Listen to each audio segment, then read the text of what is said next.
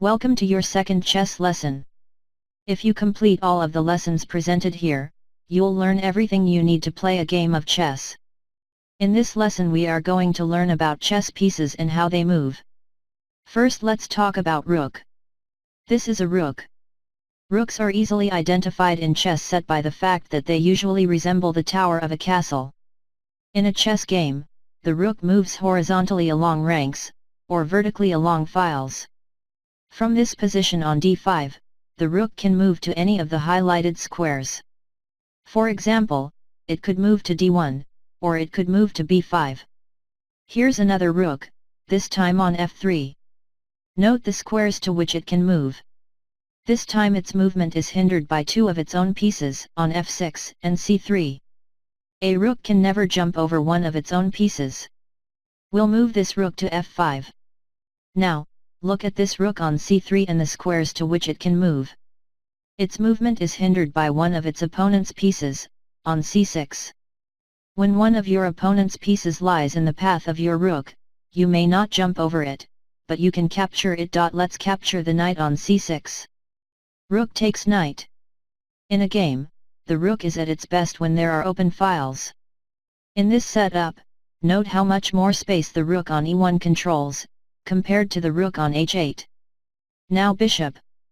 Bishops can usually be identified in a set by the notch in the hat, or top of the piece. It can also be identified by the fact that there are two bishops of each color in a chess set. In a chess game, the bishop always moves diagonally. From this position on e5, the bishop can move to any of the highlighted squares. For example, it could move to a1, or it could move to c7. Here's a bishop on c3. Note the squares to which it can move. This time its movement is hindered by two of its own pieces, on b4 and f6. A bishop can never jump over one of its own pieces. We'll move this bishop to d4. Now, look at this bishop on f6 and the squares to which it can move. Its movement is hindered by one of its opponent's pieces, on c3, so bishop can capture it. Let's capture the knight on c3. Bishop takes knight. Note, movement of bishop is always limited to only half the board, that is, to only the light squares, or to only the dark squares. This is the queen. The queen is the most powerful piece in your army. She combines the movements of both the rook and the bishop. Like a rook, she can travel vertically along files or horizontally along ranks, and, like a bishop, she can also travel diagonally. From this position on c5, the queen can move to any of the highlighted squares. Here's another queen, this time on e6. Note the squares to which it can move. This time its movement is hindered by three of its own pieces, on e2, d5, and g6. A queen can never jump over one of its own pieces. We'll move this queen to e3. Now, look at this queen on g3 and the squares to which it can move. Its movement is hindered by two of its opponent's pieces, on e5 and g6, so queen can capture one of those pieces. Let's capture the bishop on e5. Queen takes bishop. This is a knight. Knights are easily identified in chess set by the fact that they usually look like a horse. Knights move as one square straight, then one square diagonal. So from e5, one straight to e6, then one diagonal to d7. From this position on e5, the knight can move to d7, f7, d3, f3, c6, c4, g6, or g4. The knight has another special characteristic. It's the only piece that can jump over other pieces, both its own and its opponent's. Look at this knight on d4 and the highlighted squares to which it can move. Note that it can jump over the pawns on c5 and d5 to get to square c6. However, it cannot move to square f3 because one of its own bishops is already there. We'll move the knight to b5. Now, look at this black knight on e6. Once again, it can jump over the white pawn on d5 and the black pawn on c5 to get to square d4. It can't go to square a7 because one of its own pieces is there. But it can go to square b4 to capture the white rook. Knight takes rook. In a game, the knight does its best work in the center of the board where it can attack the most squares. There's a term, a knight on the rim is grim, because a knight along the edge attacks only 4 squares. This is the king. The king can be identified by the fact that it's the tallest piece. In many chess sets, the king also has a cross on top. The king is the most important piece in your army. The king is a powerful figure, but not a fast-moving one.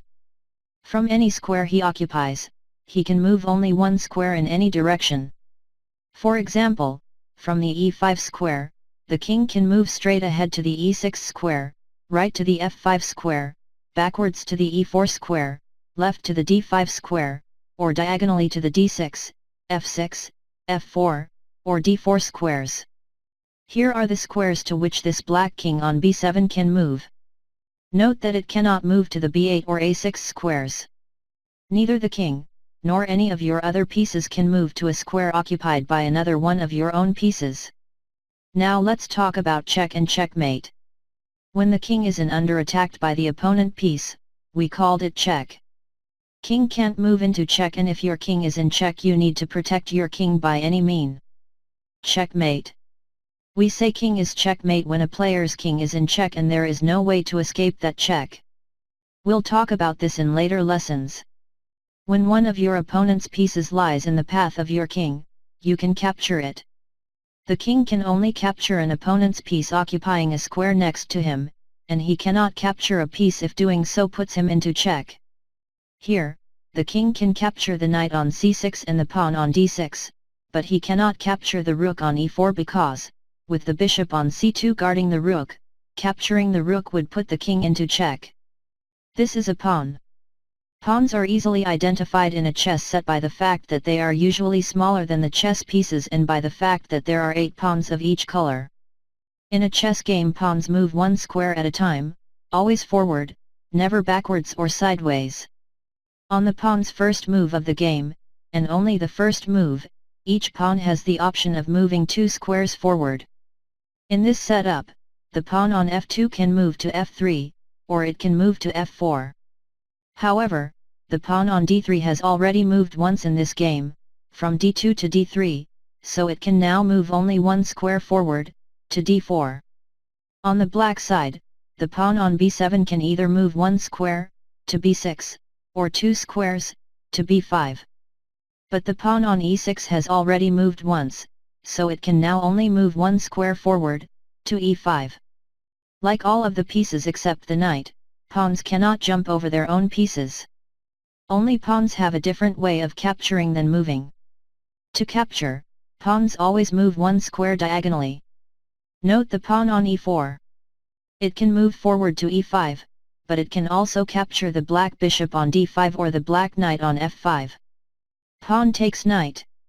Now look at the black pawn on d6. It's blocked by its own knight on d5, but it can capture the white bishop on c5. The white rook on f4 is 2 squares away, so it cannot be captured. Pawn takes bishop. Pawns are the weakest member of the chess army because of their limitations in movement. However, when the pawns work together, they are an important part of your army. Once again, let's take a look at all of the chess pieces in position. Starting in the corners, the rooks. Rooks move horizontally along ranks and vertically along files. They do their best work on a board with open files. Next to the rooks, the knights, their movement is always 1 square forward plus 1 square diagonally. The knight is the only piece that can jump over other pieces. Next to the knights are the bishops. Bishops are always moved diagonally. Each side has 1 bishop that always remains on the light squares and 1 bishop that always remains on the dark squares. Next to the bishop stands the queen. The white queen always starts on a light square and the black queen always starts on a dark square. She combines the movement of the rook and bishop, traveling horizontally along ranks, vertically along files, and diagonally.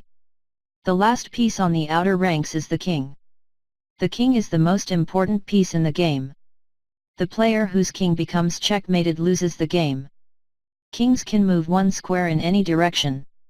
On the rank in front of the chess pieces stand the 8 pawns. On a pawn's first move it can move either 1 or 2 squares forward. Thereafter it can move only 1 square forward at a time. Pawns capture 1 square diagonally. Thank you for watching. Please like and subscribe for more videos.